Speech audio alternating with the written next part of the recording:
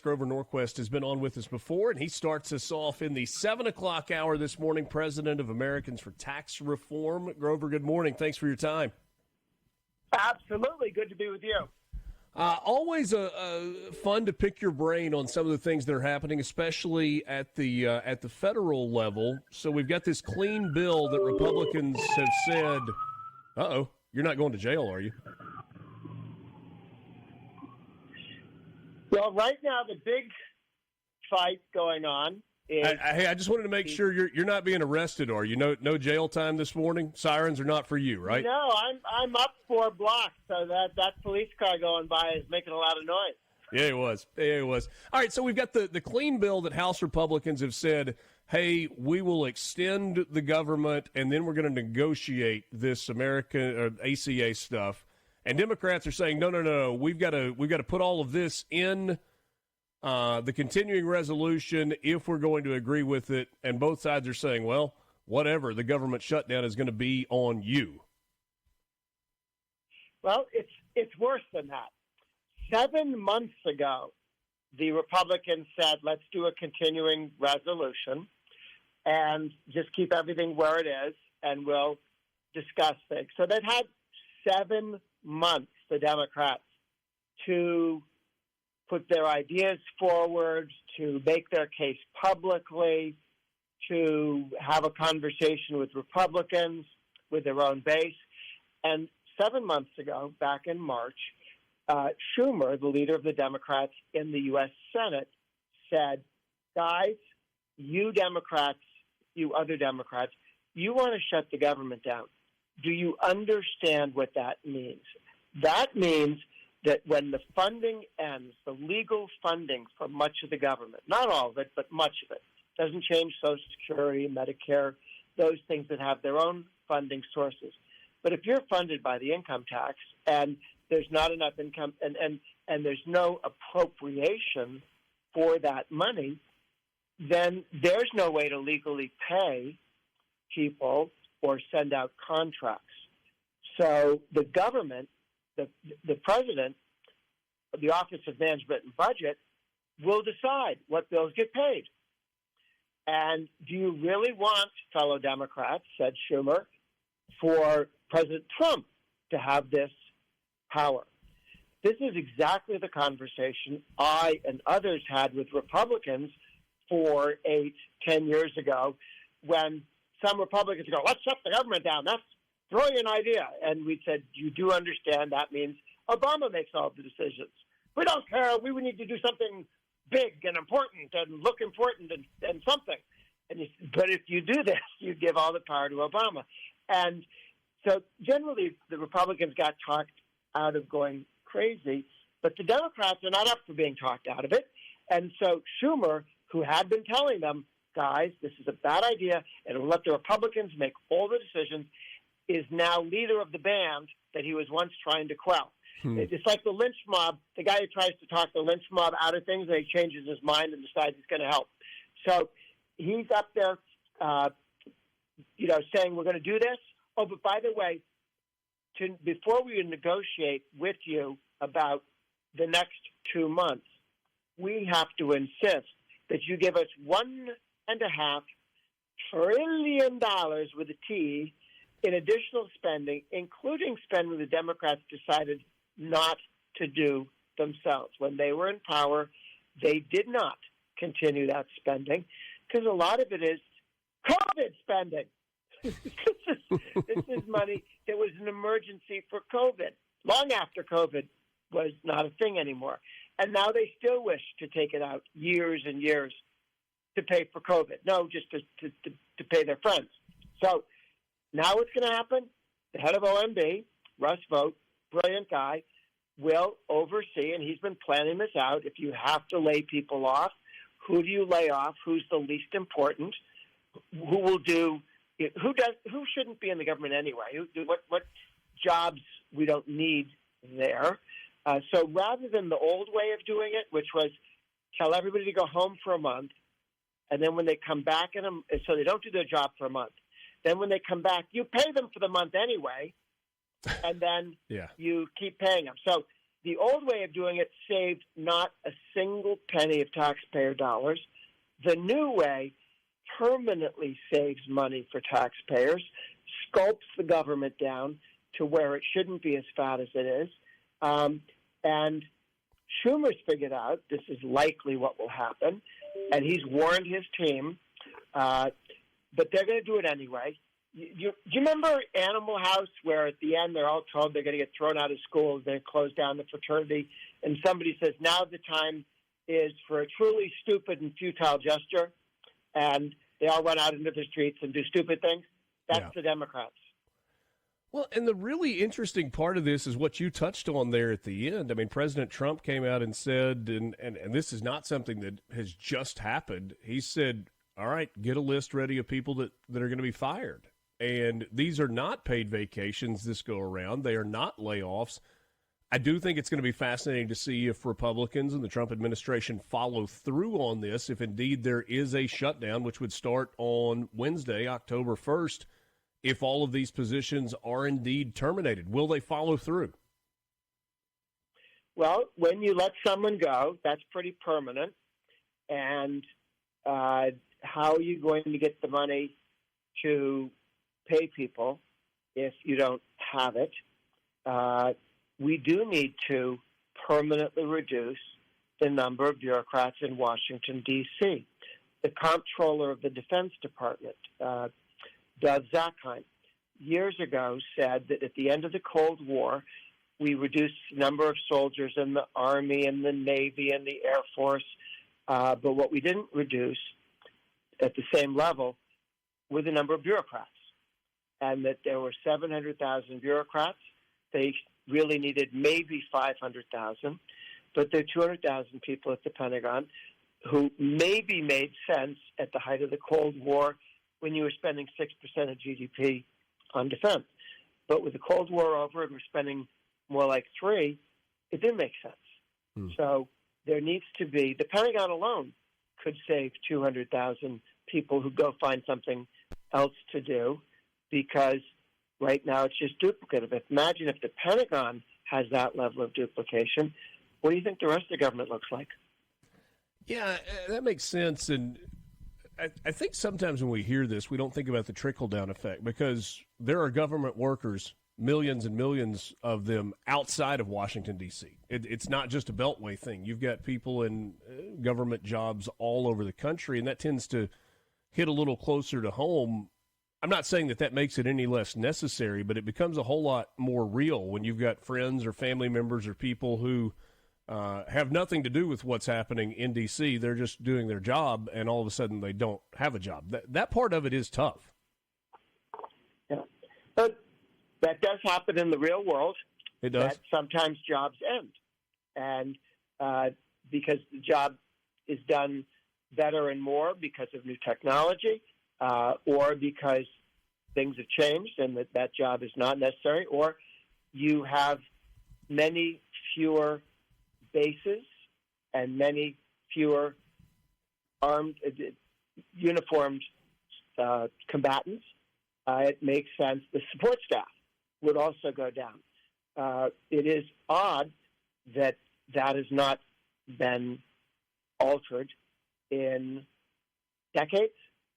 After the, we still have problems with the Soviet Union. We still have problems with China, but not to the extent we did when the Soviet Union was staring us down with nuclear weapons on a regular basis. These are the guys we now know who can't even take over Ukraine next door, which used to be part of them. Yeah. Is this fait accompli at this point? Will it 100% happen, or is there some chance that that they negotiate something today or tomorrow? Well, since the Democrats want $1.5 trillion that we don't have, and that the Trump administration is not going to go out and steal it. Yes. And so they're just asking for something that makes their base feel good. Well, they're playing to the left-wing base, promising them goodies that the country can't afford, taxpayers can't afford. Every day people lose their jobs in the real economy because taxes are so high on businesses. Grover, that's forgive the me job for interrupting. Have you got time to hang through the break for just a couple more questions on the other side? Certainly. Yes, All absolutely. right. We'll continue the conversation with Grover Norquist right after this. He's with Americans for Tax Reform. Back with you. It's Mornings with Richard Cross, SuperTalk, Mississippi. I asked Grover Norquist before the break, and we ran out of time there. Appreciate you hanging over. Is this a done deal, or is there some chance that this negotiation benefits, I say benefits, keeps us from a government shutdown? And Grover, I think where you were headed from that is when one side says we're not budging on this and the other side has ridiculous demands, it seems like the outcome is inevitable. It is. Again, the Democrats have had 7 months to put together a reasonable compromise, and all they did is throw rocks at the back of the president's head and pout. So I don't see how they would convince anyone they're serious. If they were serious, we would have heard about it last month, the month before, the month before, the month before, or the month before that. They're showing up at the end of the day, and CBS, NBC, and ABC will all say, oh, the Democrats have a great proposal, but they won't tell you what it is. Watch it on TV. They never explain what it is, and they don't explain its cost. So they're just going through the motions to trying to convince the average citizen that they're being reasonable, but they're not. And most importantly, convincing their base that wants something radical done and that wants a lot more money spent on welfare. Visiting with Grover Norquist from Americans for Tax Reform. He is the president of that organization. And when we've talked in the past, you've laid it out that Americans for Tax Reform is against, it's about eliminating tax and getting the government out of our pockets. It's also part of a more complex overall economic system. And so this is more of a big picture question. When you look, Grover, at $213 billion collected through tariffs so far, with a projection of over $300 billion that it appears we are on the way to, but also recognizing that much of that tariff income has been absorbed by Americans kind of in their day-to-day life in terms of prices. What grade do you give this administration so far in terms of economic policy and, tax reform in general? The big win that the Trump administration got was that they took the 10-year tax cut. Remember, Bush had a 10-year tax cut, but at the end of 10 years, much of it went away. Mm-hmm. Trump had a 10-year tax cut, because under the rules, you could only make certain tax cuts 10 years. And he was able to make it permanent into the future. So the lower taxes on smaller businesses made permanent. The expensing, faster depreciation for businesses building new factories and getting new equipment and new computers and better trucks and so on, all of that expensed year one to make it less expensive to make workers more productive. Doubling the per-child tax credit, now permanent. The Democrats wanted to end it. Double it, made permanent. Doubling the standard deduction. The Democrats wanted to bring it back to half of what it was. The Republicans increased it and made it permanent. So all of these permanent tax cuts are no longer negotiable.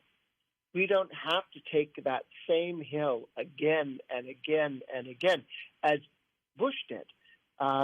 And so getting the House and the Senate and the president together to make that happen really alters the decision. If you're a business guy, you need to know, should you open another store? Should you buy another truck? Do you get better computers for everybody this year or someday in the future? You now know what the rules are, the tax rules, and you make those decisions easier and quicker and make people more productive. We're hearing of all the companies. The big companies make announcements. The little companies just do it. Announcing we're going to be spending this much more on new investment in making Americans more productive. The more productive a worker is, the more he can get paid, more he has to get paid, because he'll go someplace else if that is making the workers more productive. So you compete for paying people more when they're more productive. That was a huge, huge step. The deregulation that has begun to take, the guy's only been president again for 9 months, right? Something like 9 months, I guess. Yeah. So it does seem quicker than other presidencies. They've announced they're getting rid of a lot of the regulations on cars, which will make cars easier and less expensive to buy. They're making it easier for people to drill for oil and natural gas, bringing the energy costs down. The deregulation is a huge, and the other big one that they're still fighting the Democrats on is permitting. All of these permits that take years and years to give somebody a permit to widen the road by one lane because you're worried that the caribou, can't cross the wider road or something in Alabama. It's just ridiculously stupid, and that needs to speed up. That should be much quicker. It's why everything takes longer. It takes longer to get a permit than it used to build, skyscrapers in New York. That's nuts. So those deregulations really make life easier. The lower taxes do as well. The president said he was going to use the tariffs to leverage other countries to change their tax and tariff policies, which hurt Americans. He didn't get the agreements he wanted because we ended up with a bunch of tariffs still on other countries, and they're paid by American citizens, of course. Tariffs are taxes on the country that levies them on their citizens. But the goal was to get other countries to drop their tariffs so we could drop ours too. And we didn't get we had some agreement, some progress with Europeans, not as much as we'd like. And so hopefully we'll be able to force down some of the European regulations and taxes on our companies. Last thing for you, cost of goods. We know that traditionally when prices go up, they don't really come back down. Now, there are some commodities where the prices fluctuate a little bit, but, building materials, if you tried to build a house pre-2020, it was, half what it costs now, depending on where you are. Is there any scenario where you see some of the prices that have skyrocketed, whether it's grocery or industrial supplies or building materials, actually coming back down closer to where they were pre-COVID? Or is it one of those things where we've just got to adjust and that's kind of the cost of doing business going forward? Well, one of the things the president tried to do in his first term, President Trump, and then in this term, I talked to him about it, and he remains excited about it, and the Treasury Secretary likes it, and the House and Senate like it as well. It's something that will probably be done through Treasury by a rulemaking, and that is to end the taxation on inflation when you deal with capital gains. When Reagan came in, he ended the taxation on inflation for personal income taxes. So the income tax brackets go up with inflation. Before Reagan, every time the inflation went up, you got put into a higher tax bracket. You didn't do anything. You got moved into the higher tax bracket. Not better off, just more funny money you were getting paid, but your taxes went up. The same thing happens with capital gains. When you sell your house, much of what you pay capital gains on, when you sell a farm, when you sell a small business, when you sell stock you've owned for decades, all of that you're paying mostly taxes on inflation. If you can do that, the value of the house to you, and you get ready to sell it, goes up. And people will sell houses more easily. They won't wait until they pass and do the step up in basis. This is something, I was talking to the realtors, they think that this would really speed up making houses available to younger couples, and the value in the home will be much greater because it actually is a store of value, not a store of inflation that you pay taxes on. And that's probably the most dramatic thing he could do between now and the election, because it can be done by a rulemaking in Treasury. That certainly is an interesting concept, and one that perhaps we can explore more on another day. Grover, always appreciate your time, your insight. Good to visit with you. Hey, and you guys are leading the way to get rid of that income tax in Mississippi. I'm talking to South Carolina, North Carolina. They're terribly jealous. It's a process. It's going to take a little while, but the first steps have certainly been taken, and we're on the way. Thanks so much for your time. You got it. Mornings with Richard Cross, SuperTalk, Mississippi. Glad to be with you. We will stick with guests. Barrett Donahoe joins us next, Executive Director of the Mid-South Association of Independent Schools, MAIS. We're back with you after this. More MRC.